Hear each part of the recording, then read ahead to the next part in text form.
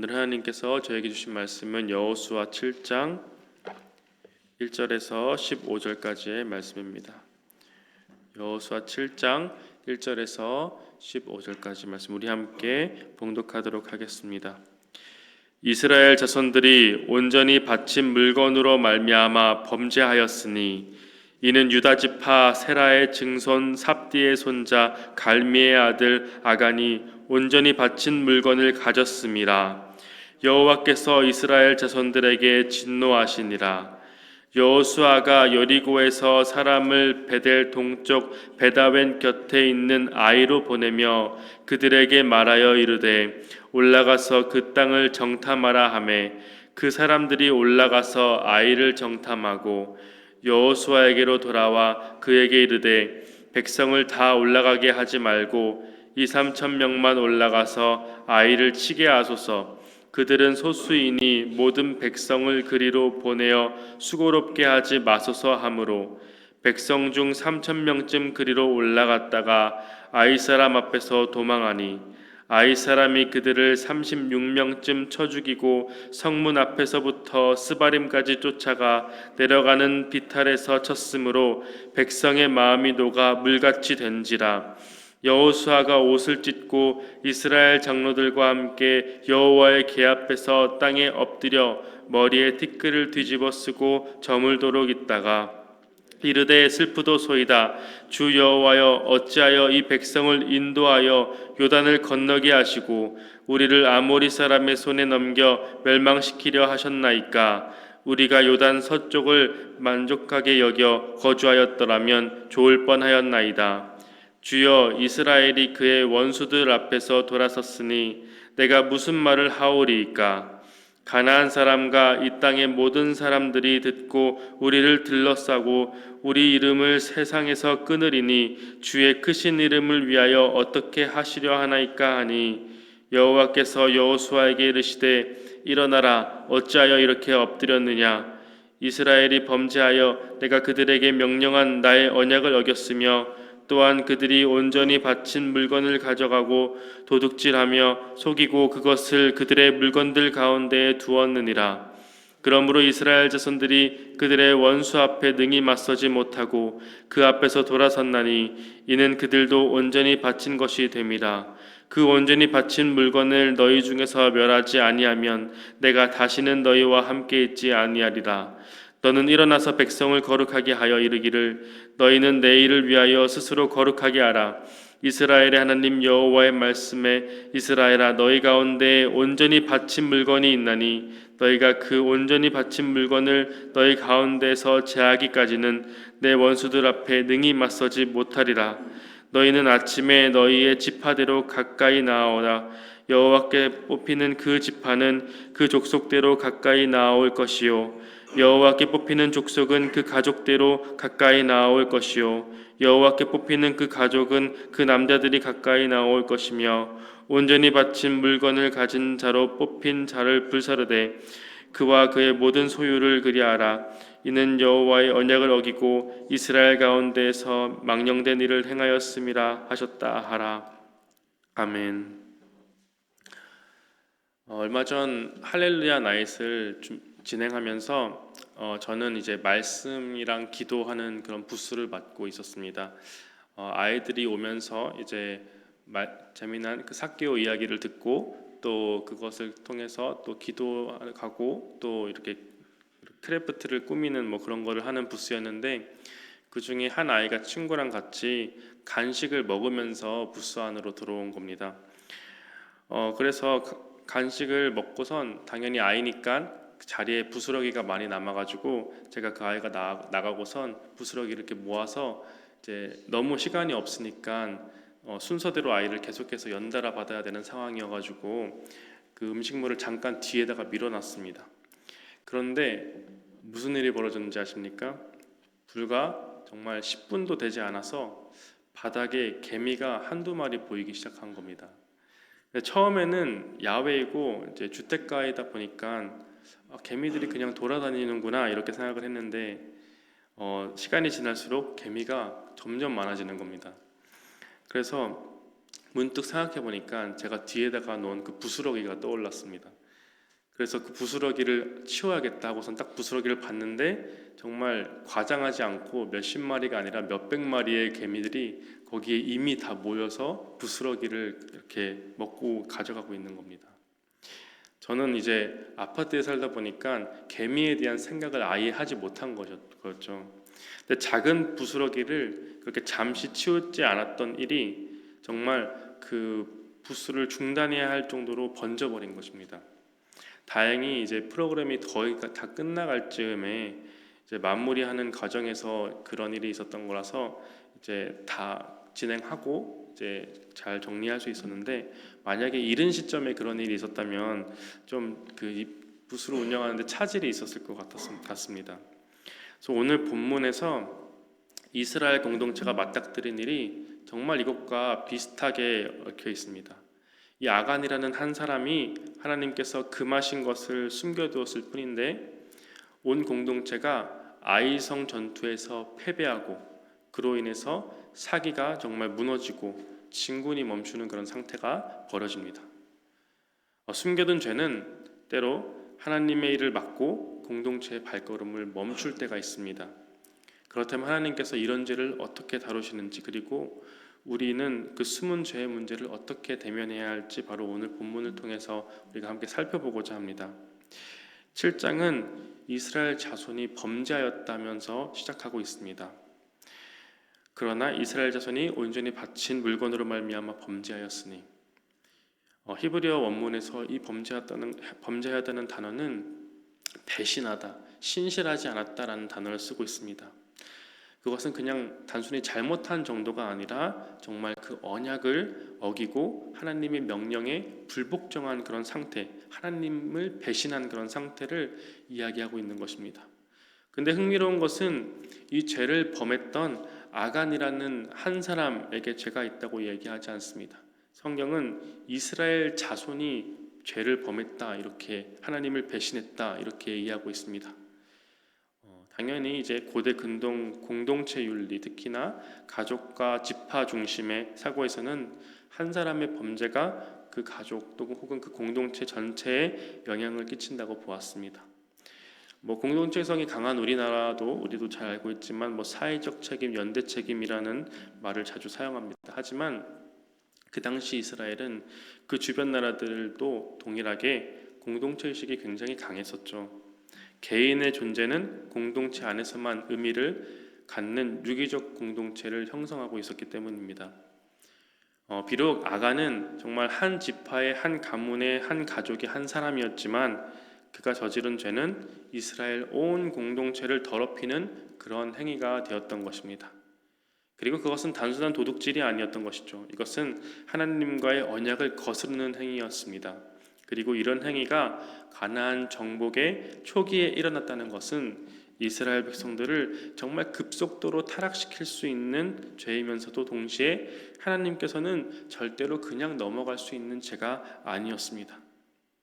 예를 들어서 우리가 신약 성경에서도 아나니아 삽비라가 초대교회가 시작되는 그 무렵에 지은 죄에 대해서 즉각적으로 심판받는 것과 굉장히 유사한 것을 볼 수 있습니다. 그 시기가 매우 중요하고 절대 죄로 더럽혀지면 안 되는 그런 순간이었기 때문에 하나님께서 개입하신 것이죠. 그러니 여러분, 나 하나의 작은 부스러기 같은 그 죄가 그냥 옆으로 밀어둘 수 있는 작은 문제라고 생각하지 마시기 바랍니다. 그것은 생각보다 더 많은 사람들, 그리고 우리 공동체에 영향을 끼칠 수 있기 때문입니다. 그래서 이스라엘 백성들은 아이성에 올라갔다가 패하고 그 마음이 녹아서 물같이 되었다고 하고 있습니다. 이스라엘은 정말 참패를 당하죠. 여호수아는 정탐꾼을 보냈는데 그 정탐꾼의 말을 듣고선 3,000명의 군대만 아이성에 보냅니다. 그리고 예상치 못한 패배를 경험합니다. 이 장면은 이제 수적으로나 이 정탐꾼들이 잘못 보고했다 이런 문제가 아니라 사실은 하나님께서 함께하지 않았던 전투라는 데에 본질이 있는 것이죠. 아이성은 여리고를 점령하고 바로 다음에 점령하는 성이지 않습니까? 여리고 성에 비해서 이 아이성 이름 자체가 노쇠하다라는 뜻을 가지고 있습니다. 그만큼 산 중턱에 그냥 작은 성이었습니다. 오히려 여리고를 점령했다면 아이성은 그냥 식은 죽 먹기인 상황인 것이죠. 하지만 여리고 성에서 보았듯이 약속의 땅에 들어가 버리는 정복 전쟁은 그냥 전쟁이 아닙니다. 그것은 하나의 예배의 행위이고 이스라엘 군대의 강함을 뽐내는 시간이 아니라 하나님께서 얼마나 언약에 신실하신지를 드러내시는, 하나님의 힘으로 정복해 나가는 것을 이스라엘 백성들이 체험해 나가는 바로 그런 시간인 것입니다. 그렇기 때문에 정탐꾼의 보고는 틀리지 않았지만 아이성은 그만큼 하나님의 도우심으로 밖에 승리할 수 없는 성이었던 것이죠. 그리고 그런 인간적인 판단으로 하여금 사람들은 교만하게 되고 여리고성 점령 때 그들이 사실상 한 것이 없었음을, 그리고 하나님께서 그 일을 하셨음을 망각하게 만듭니다. 그래서 이들은 아이성에 올라갈 때 하나님께 묻지도 않습니다. 그냥 자신만만하게 3천 명의 군사들을 데리고 올라갔던 것이죠. 그리고는 주랭랑을 치게 되죠. 패한 백성의 마음이 녹아 물같이 되고, 이것은 그 마음의 상태가 완전히 무너진 것을 보여주는 표현입니다. 하나님은 진작에 아간의 죄를 말씀하셨지만 그의 죄만이 아니라 이스라엘 백성 전체의 죄를 말씀하셨습니다. 그리고 이 장면은 이스라엘 백성의 죄 또한 드러나고 있는 장면인 것이죠. 하나님의 하심을 기억하지 못하고 교만해져서 전쟁을 스스로의 힘으로 이기려고 하는 것은 하나님께서 원하시는 거룩과는 거리가 먼 상태입니다. 그것은 하나님의 방법이 아니었고 이스라엘 백성들은 그 결과를 정말 뼈저리게 느끼죠. 아이성에서 패한 이스라엘의 반응은 전쟁 패배의 정말 그 이상의 공포였습니다. 여기서 표현하고 있는 이 표현은 출애굽기에서 가나안 족속이 하나님의 백성을 두려워할 때 썼던 바로 그 두렵다는 표현입니다. 하나님께 불순종하고 죄로 인하여서 아이성에게서 패배한 이스라엘 백성들, 이제는 오히려 상황이 역전이 되고 반대가 돼서 하나님의 백성이, 이전에 가나안 백성이 하나님의 백성을 보고서 그랬던 것처럼 그들을 보고, 하나님을 보고 두려워하는 자가 되어버린 것입니다. 그들의 죄는 그들로 하여금 사실 가나안인들과 똑같이 만들게 한 것이죠. 작은 죄가 선택받은 백성에서 가나안 백성으로 정말 동일한 상황에 놓이게 한 것입니다. 죄는 그렇게 거룩함을 잃게 만듭니다. 그리고 우리로 하여금 믿음의 담대함을 잃게 만듭니다. 거룩함을 잃어버린 하나님의 백성은 더 이상 하나님의 백성으로서의 정체성을 유지하기 어렵습니다. 그 죄는 우리를 흔들고 용기를 빼앗고 기도를 잃게 만듭니다. 전쟁에서 지는 순간 비록 다른 사람들은 우리가 왜 졌을까 깨닫지 못했을 수도 있지만 여호수아만큼은 패배의 이유를 분명하게 알고 있었습니다. 그것은 하나님께서 이스라엘에게 허락하신 패배였기 때문입니다. 전쟁의 승패가 하나님께 달렸다는 것을 여호수아는 분명히 알고 있었습니다. 그래서 패배 앞에 그 죄가 드러나는 순간 여호수아는 옷을 찢고 장로들과 함께 땅에 엎드려서 머리에 죄를 뒤집어 쓰고 하나님께 부르짖습니다. 이것은 죄를 드러내시는 하나님 앞에서 우리가 보여야 할 마땅한 태도인 것이죠. 숨겨진 죄가 드러났을 때 우리는 철저한 회개를 하나님 앞에서 해야 합니다. 즉각적으로 하나님 앞으로 나아와야 하는 것이죠. 여호수아가 한 기도는 단지 이런 상황을 해결해 달라는 호소가 아니라 정말 하나님의 이름이 이방 중에서 욕되지 않기를 바라는 간절한 기도이기도 했습니다. 그리고 공동체의 거룩함을 유지하기 위해서 정말 타협하지 않을 의지도 보이고 있죠. 여호수아도 그것만이, 하나님께 다시 매달리는 것만이 살 길임을 알고 있었습니다. 여러분, 죄는 결국 죄의 결과들을 가지고 오기 마련이죠. 그때 우리는 우리의 힘으로 그것을 수습하려고 드는 것이 아니라 바로 우리의 죄를 인정할 수 있어야 하고, 그 모든 상황이 하나님께 달렸음을 인정하고 먼저 하나님께 나아와 철저히 회개해야 합니다. 그리고 다시 거룩함을 되찾기 위해서 철저히 그 죄를 끊어내는 과정을 거쳐야 하는 것이죠. 회개해 하나님께 부르짖은 후에 하나님은 여호수아에게 이렇게 응답하십니다. 일어나라. 왜 내가 엎드려 있느냐? 죄가 공동체 안에 있음을 깨닫고 그것을 도려내야 한다는 하나님의 명령이 이어지고 있습니다. 하나님께서 원하시는 것은 그냥 우리가 그 죄의 절망에 엎드려 빠져 그냥 넘어져 있는 것이 아니라 다시 거룩함을 입고선 일어나는 것입니다. 하나님께서는 거룩을 요구하시는 방식은 그냥 감정적 회개나 그냥 분위기 전환 이런 정도의 수준이 아니라 정말 실질적인 죄의 청산을 원하십니다. 너희 가운데 온전히 바친 물건이 있기 때문에 내가 너희와 함께 할 수 없다는 하나님의 말씀은 공동체의 정결함 없이는 하나님의 임재도 있을 수 없고 승리도 기대할 수 없다는 것을 이스라엘 백성에게 알려주십니다. 그들이 느끼는 것처럼 죄는 하나님의 백성을 가나안의 백성과 별다를 것이 없도록 만듭니다. 거룩만이 차별점이었던 것이죠. 우리도 이 세상 가운데에서 우리와 그리스도인과 비그리스도인을 구분할 수 있는 방법은 이 거룩함이 있느냐 없느냐로 하나님의 사람의 정체성을 논할 수 있을 것입니다. 우리가 이 세상 가운데에서 거룩함을 잃어버린다면 우리는 사실상 하나님을 믿지 않는 사람들과 별로 다를 것이 없는 것이죠. 그만큼 거룩함을 유지하는 것은 하나님의 백성으로서 마땅히 지켜야 할 우리의 도리입니다. 하나님은 죄의 원인을 찾기 위해서 이스라엘 지파별, 족속별, 가족별 이렇게 불러 모으라고 하십니다. 그리고 마침내 죄인이 드러나죠. 전쟁의 패함을 보고도 여러분 아간은 끝까지 자신의 죄를 숨겼습니다. 제비기가 이후에 나오지만 끝날 때까지 지파에서 가문으로 가문에서 가족으로 좁혀오는 그 상황 가운데에서도 끝까지 아간은 입을 열지 않았습니다. 죄의 무서움은 바로 여기에 있습니다. 우리가 하나님을 속일 수 있다고 착각하는 바로 그것입니다.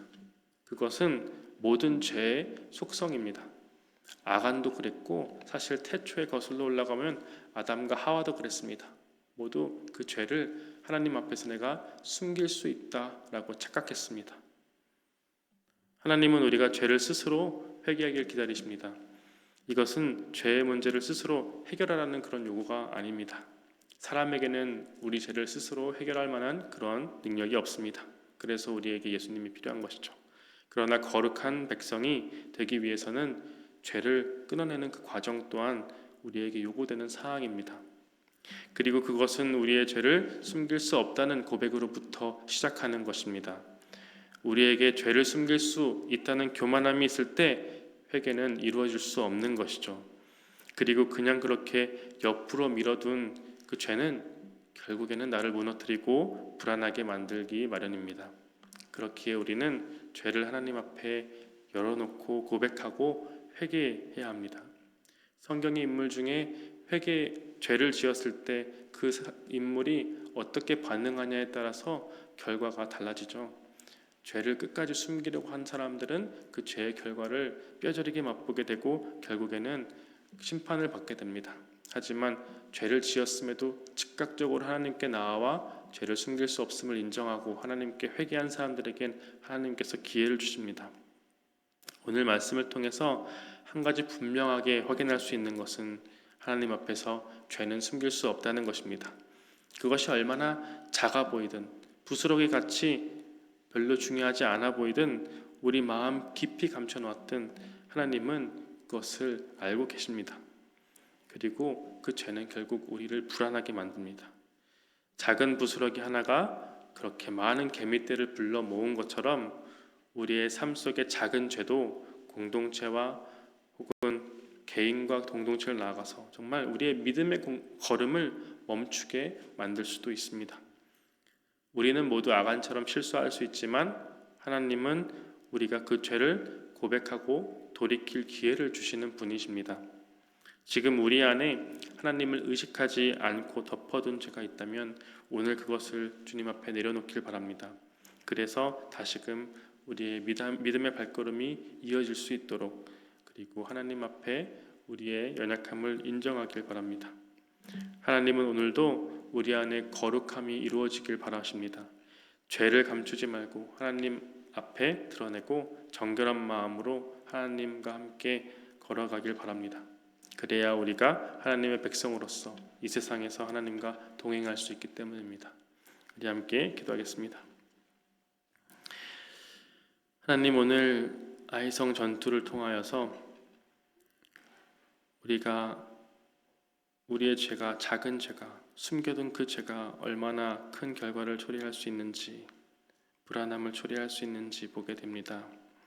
하나님, 우리는 미련하여서 자꾸만 하나님 앞에 무언가를 숨길 수 있다고 생각합니다.